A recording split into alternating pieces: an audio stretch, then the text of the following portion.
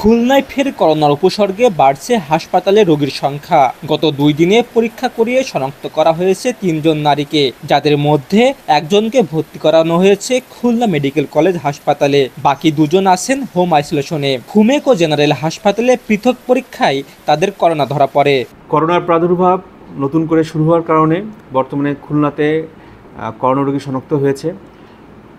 বর্তমানে আমাদের 2 জন পজিটিভ ধরা পড়েছে, আর একজন করোনা আক্রান্ত হয়ে হাসপাতালে ভর্তি আছেন। উনি সদর হাসপাতালে গত পরশুদিন 16 তারিখে করোনা পজিটিভ হন।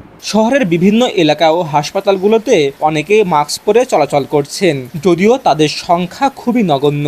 করোনা ভ্যারিয়েন্ট আসার কারণে আর কি মাস্কটা পরা মূল উদ্দেশ্য, আর শনাক্ত 250 বেড থেকে হয়েছে, যার কারণে এখানে মাস্ক আমাদের পড়তে হচ্ছে। এটা বাধ্যতামূলক হওয়া উচিত। হসপিটাল বা যে কোনো ব্যস্ততম জায়গায় আমরা যখন প্রবেশ করি, নিজস্ব সাবধানতার জন্য মাস্ক পরা অবশ্যই দরকার। এটা নিজের সেফটির জন্য। করোনার বৃদ্ধি, করোনার যে বাড়তিছে, করোনায় আক্রান্ত হচ্ছে পেশেন্ট বেশি দেখা দিচ্ছে।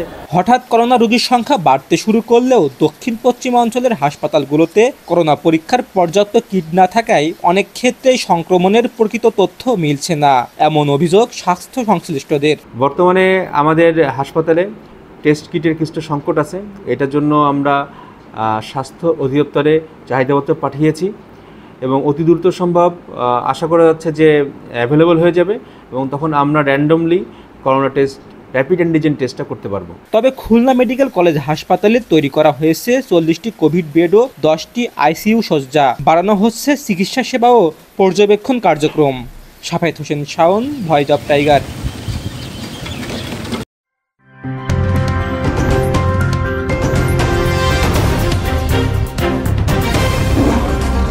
Voice of Tiger.